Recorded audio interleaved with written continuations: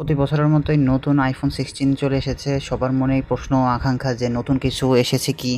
তো সেটাই আমরা এখন জানবো। সম্মুখভাগের ডিজাইনের ক্ষেত্রে আইফোন 15 ও 16 এর মধ্যে আইফোন 16 এ ক্যামেরা কাটআউটটা প্রস্থ বরাবর কিছুটা খাটো হয়েছে বলে মনে হয়েছে। তাছাড়া আর কোনো পরিবর্তন দেখা যাচ্ছে না সেরকম।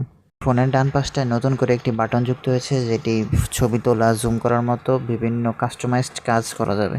আইফোন 15 এর ক্যামেরা মডিউলে ক্যামেরা দুইটি আড়াআড়ি ভাবে আসলেও এর পরিবর্তে আইফোন 16 এসেছে উপর নিচে। 3D ছবি অনুযায়ী আইফোন 16 এর ক্যামেরা বামটি আইফোন 15 এর চেয়ে কিছুটা উঁচু হতে পারে। এছাড়া উপরে ও নিচে তেমন কোনো নতুনত্ব দেখা যায়নি। 15 ও 16 এর মধ্যে কালার শুধুমাত্র ব্ল্যাকটাই কমন, তাছাড়া বাদবাকি 4টা কালারের মধ্যে তফাৎ রয়েছে। প্রসেসরের ক্ষেত্রে আইফোন 15 এ ছিল বায়োনিক A16 এবং আইফোন 16 এ রয়েছে বায়োনিক A18। আইফোন 15 এ রয়েছে 3349 mAh ব্যাটারি এবং আইফোন 16 এ রয়েছে 3561। এর বাইরে আর খুব বড় কোনো পরিবর্তন নেই।